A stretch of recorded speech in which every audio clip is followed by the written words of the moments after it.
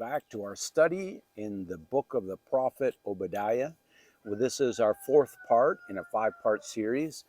We've been taking this slow because there's a lot of information for us to go through. And what we're going to be getting into this week has a little bit more of the political intrigue in it as to what's happening.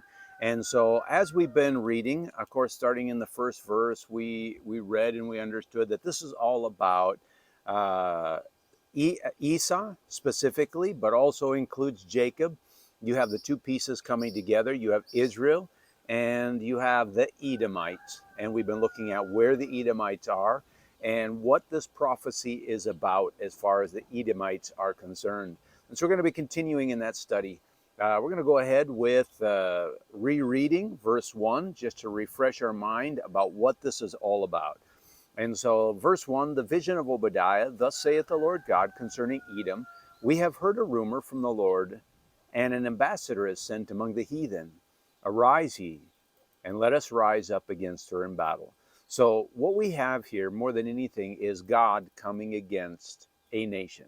And this nation is the kingdom of Edom. As we see on the map, we can see the different parts of what was the Middle East back, roughly speaking, in this period of time.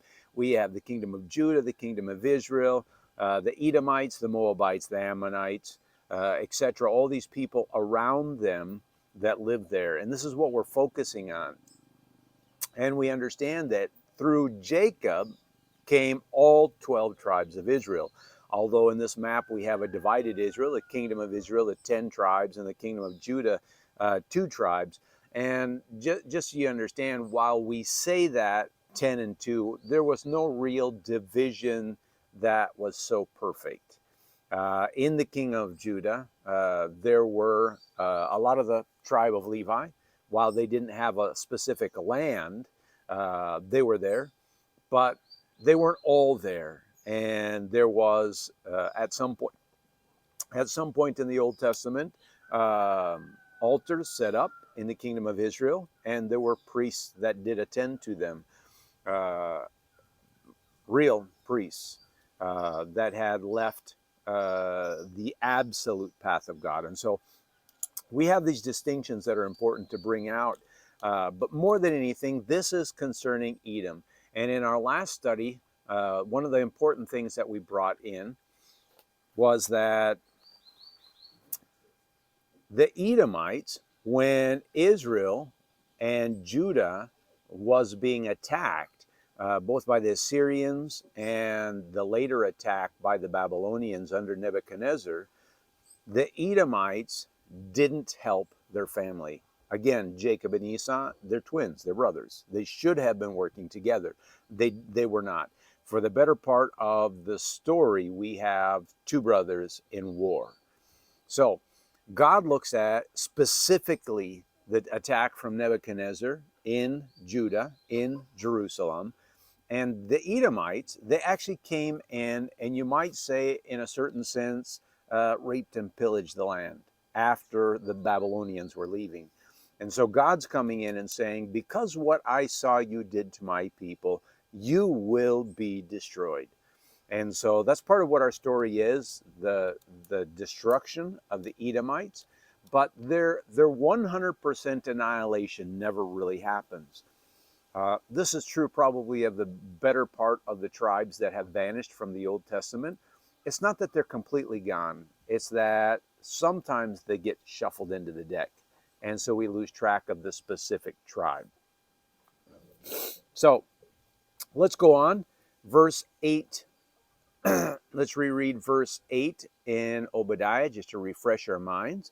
It says, shall I not in that day say, saith the Lord, even destroy the wise men out of Edom, and understanding out of the mount of Esau.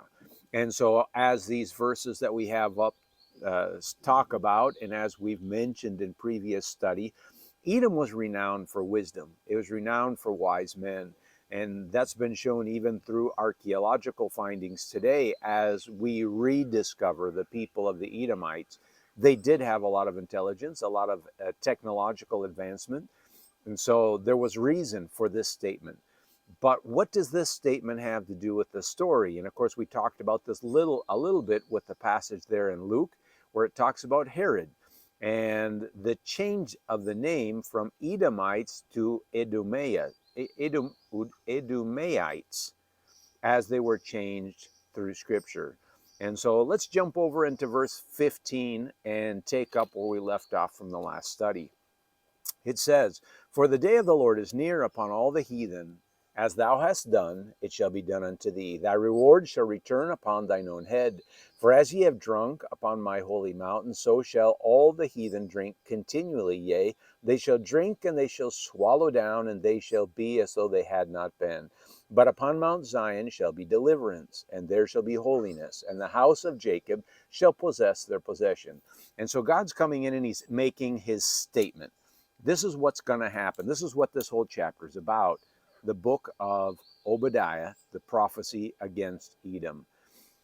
Verse 15 is the focus. As thou hast done, it shall be done unto you. And of course, we hear this thought throughout all of Scriptures, New Testament, Old Testament, you name it. What you plant, you will reap.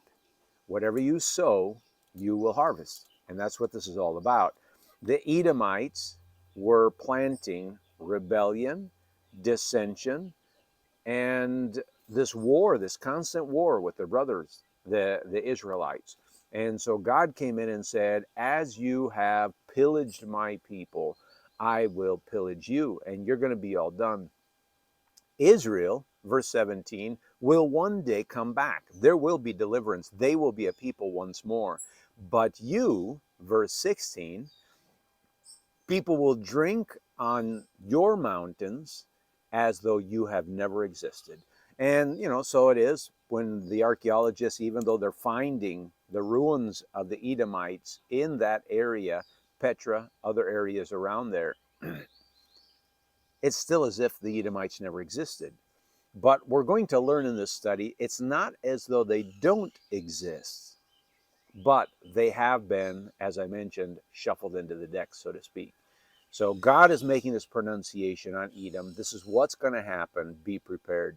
And so this is what we're watching for as we go through the story. Now, up till Nebuchadnezzar's time, there were still Edomites. After Nebuchadnezzar's time, there were still Edomites. So when did this become fulfilled, if it's become fulfilled?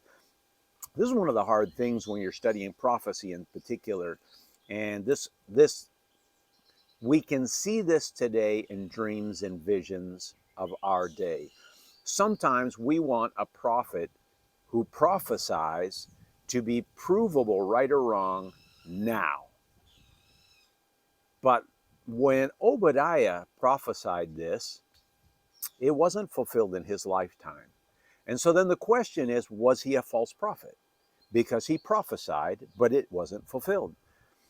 Well, as we look at history, we see that it actually did get to be fulfilled farther down the line.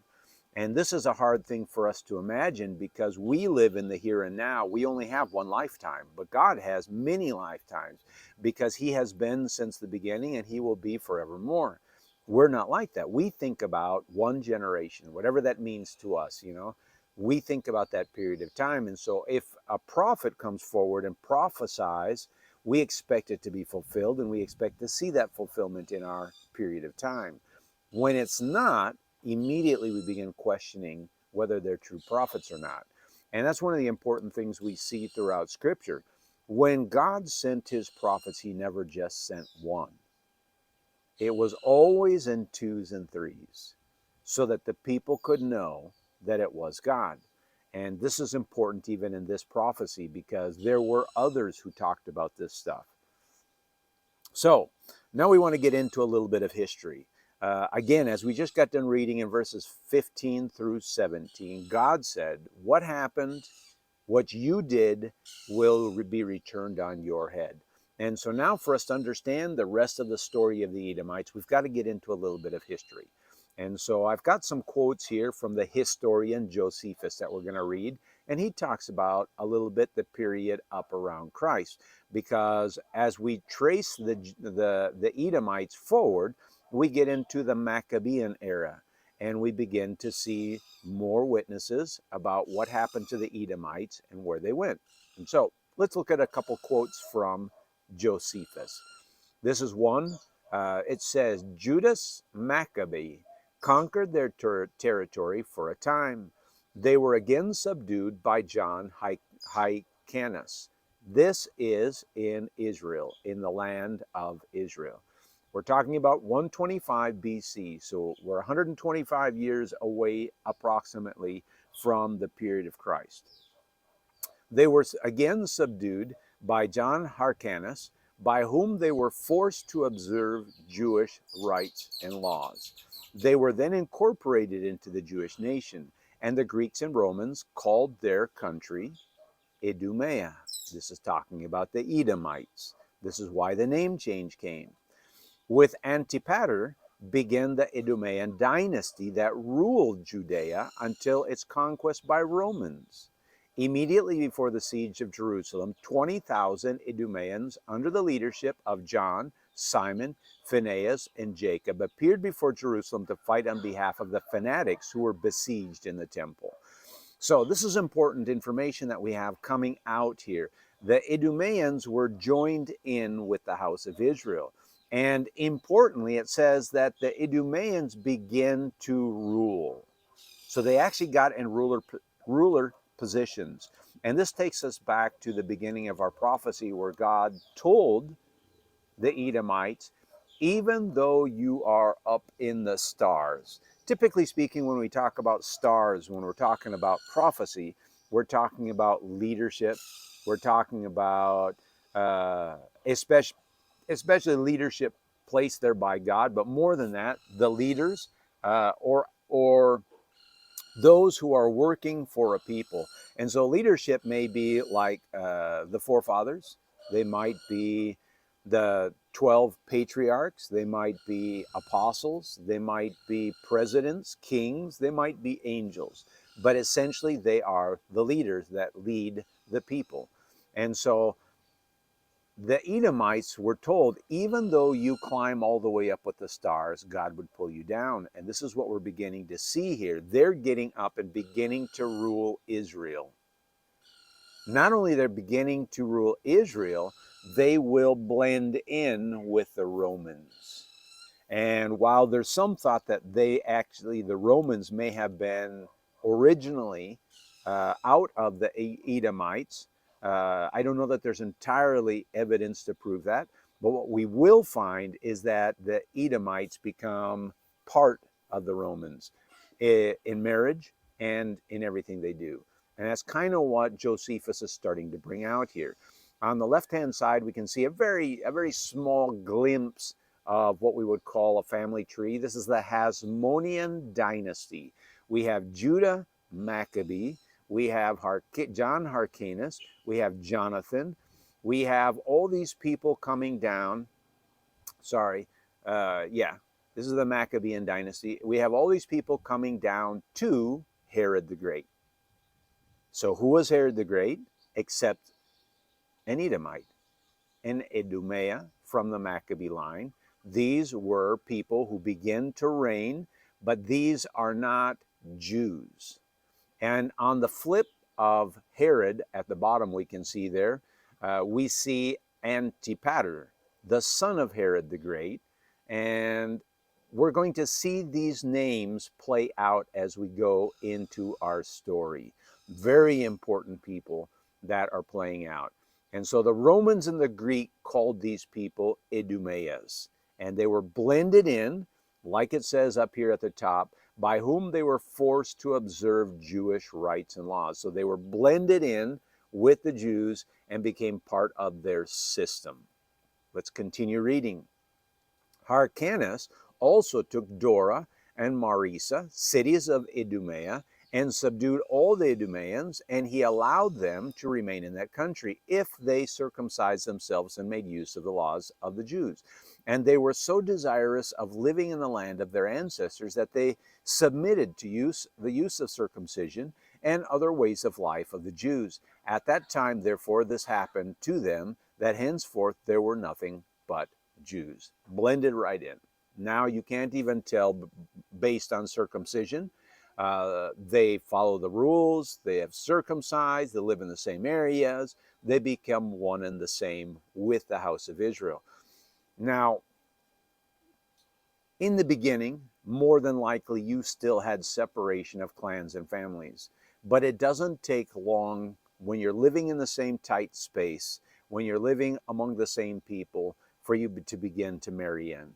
And that happened. And so what you eventually have in Jerusalem and the surrounding areas, you have this blending of Jacob and Esau that begins to happen. And they essentially become one people. Let's continue. I have an excerpt here from Wikipedia about Herod the Great. It said, Herod was born around the year 72 BC in Idumea. That's where he's from. And this is in the Bible itself. South of Judea. He was the second son of Antipater, the Idumean, a high-ranking official under the ethnarch Hyrcanus II, and Cypros and Nabatean Arab princes from the city of Petra in what is now Jordan. Herod's father was of Edomite descent, whose ancestors had converted to Judaism. Herod was raised as a Jew. Strabo, a contemporary, held that the Idumeans, whom he identified as being of Nabatean origin, constituted the majority of the population of western Judea, where they mixed with the Jews and adopted their customs. And so this quickly begins to blend everything together. And so we have our small window up in the upper left, and we can see the different people coming down. You have King Hyrcanus II.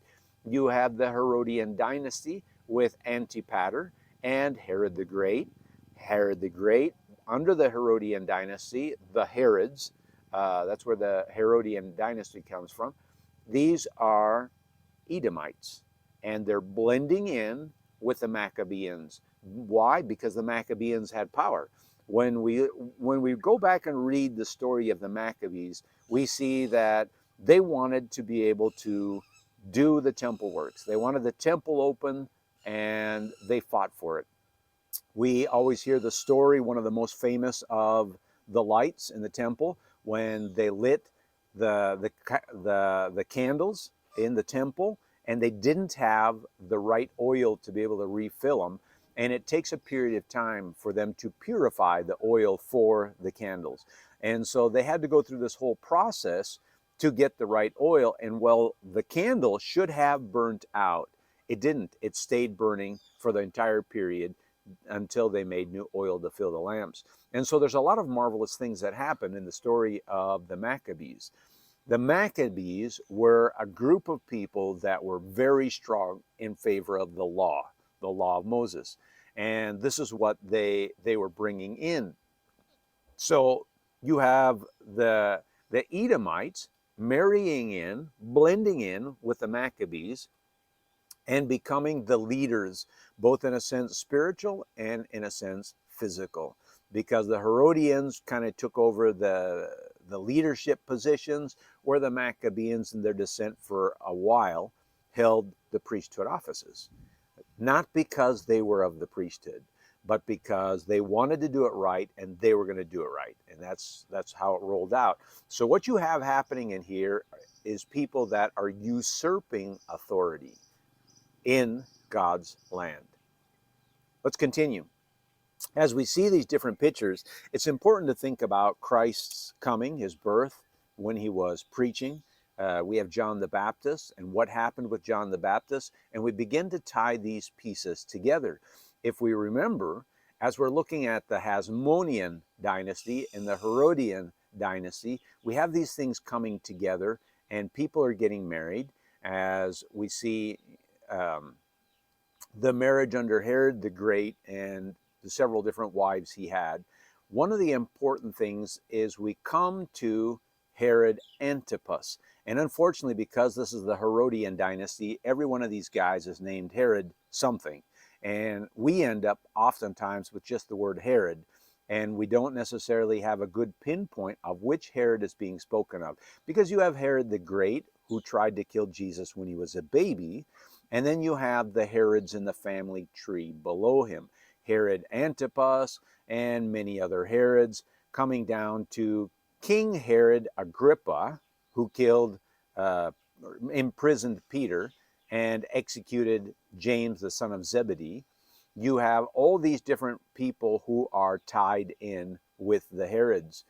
Herod Philip, who was married to Herodias, I think is her name.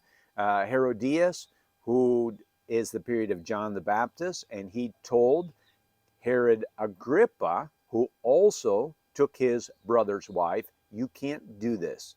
And for that, John the Baptist was beheaded.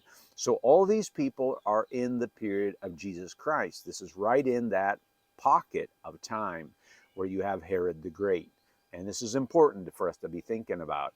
So when we look at these Herods, and Herod the Great, he was governor in Galilee from 47 to 37, king of the Jews from 37 to 4 BC. He died basically right around the period of Jesus Christ's birth. And so you have this going forward. If we remember, he was extraordinarily worried about some king of the Jews coming to usurp his throne. And that's why he sent out his troops when the wise men showed up and they said they were coming to look for the king of the Jews, and that he was a baby. Remember, during this period of time, he had been looking for someone and not finding him. Now he understands it's a baby. He calls in his wise men, his own wise men, and asks them, where is the king of the Jews to be born? And they say, in Bethlehem of Judea. So he sends out the troops and kills all the kids 2 years and younger. But God had already warned Joseph and Mary, and they had moved out to Egypt before he came in here. But this is important because this is the guy. This is Herod the Great. From him come this whole line of people.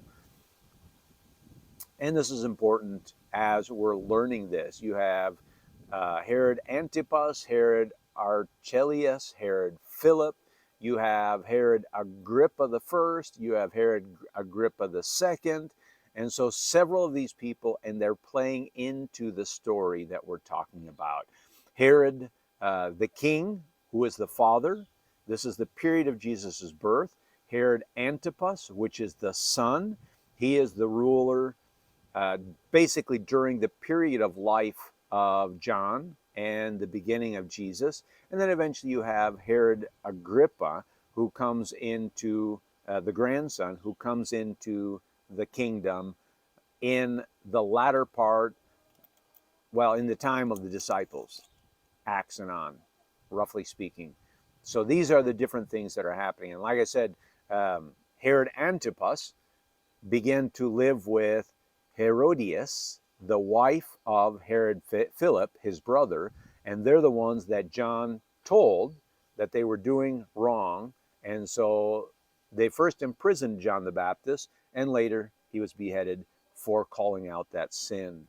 So let's go ahead and read a couple of these things in the New Testament. And we're going to go first to Luke chapter 23, 8 through 12. Luke chapter 23, 8 through 12.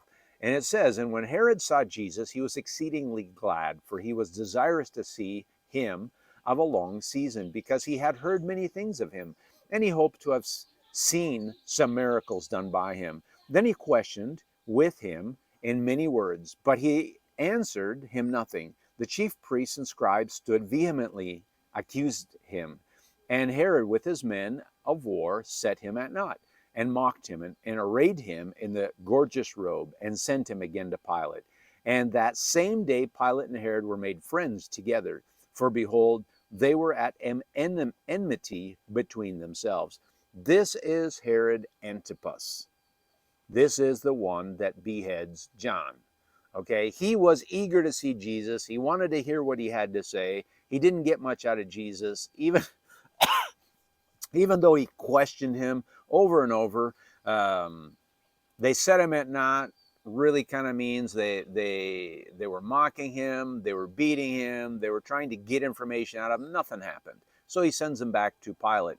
Verse 12, we see Pilate and Herod becoming friends through this whole ordeal. Now let's jump over to Matthew chapter 14, 1 through 4. And it says, at that time, this is the same Herod, at that time Herod the Tetrarch heard of the fame of Jesus, and said unto his servants, this is John the Baptist. He is risen from the dead, and therefore mighty works do show forth themselves in him. For Herod had laid hold on John, and bound him, and put him in prison for Herodias' sake, his brother Philip's wife. For John had said unto him, it is not lawful for thee to have her. And so this was the problem. He had stole his brother's wife. His brother was still alive. He was not dead. This was not a widow. This was both of them being alive. And so he puts John in prison, and eventually he beheads John. This is why Herod says this is John raised from the dead. And so he was worried about this. But when Jesus comes in and he's able to question him, he's not seeing the same thing he saw with John. John was there telling him, you're sinning. Stop doing this. This isn't John. Jesus is coming before Herod, and he's not saying anything. He's playing silent. And there's reason for this. He had to go die on the cross in Jerusalem. All that has to play out, and it will play out because of the way Jesus acted.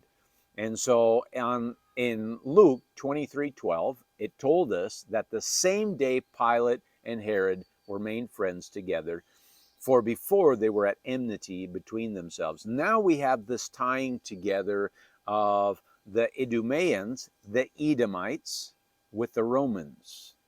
And this is important because what did Obadiah say? Though thou exalt thyself as the eagle, and though thou set thy nest among the stars, thence will I bring thee down, saith the Lord.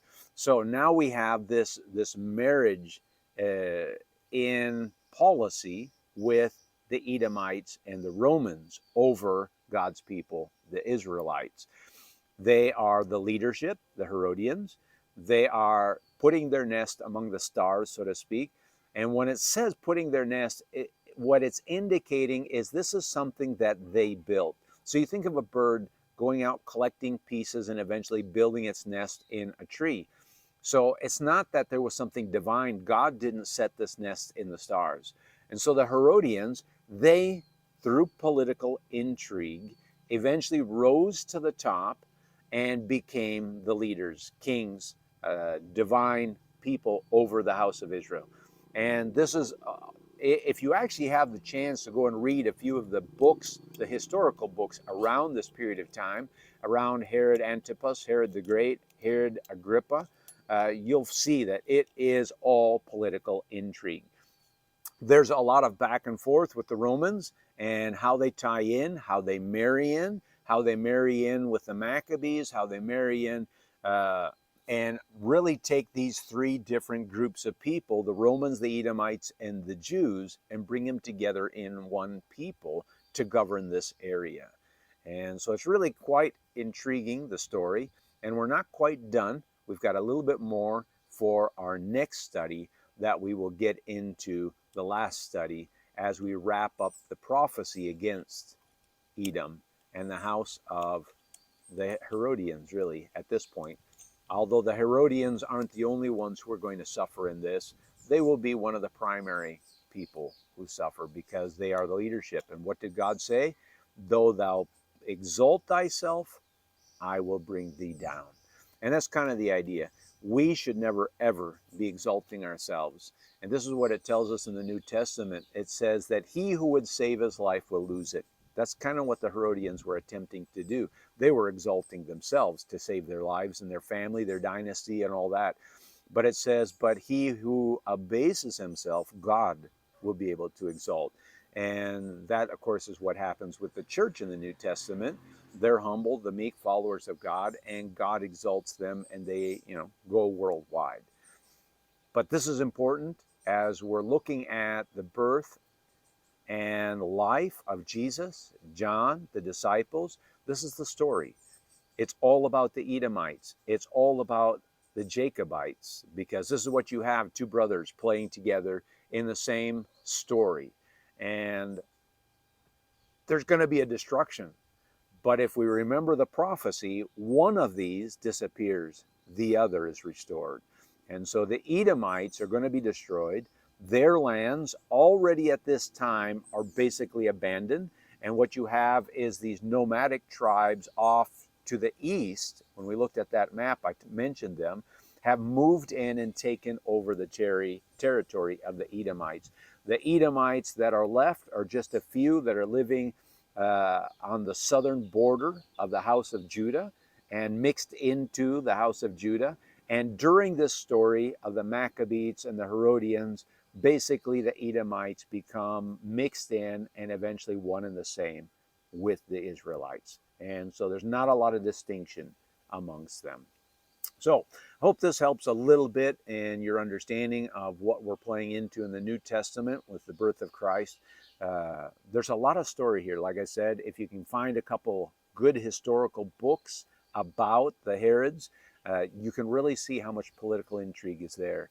And I suspect politics today is no different. And so hope this blesses you. Hope you have a wonderful day. God bless.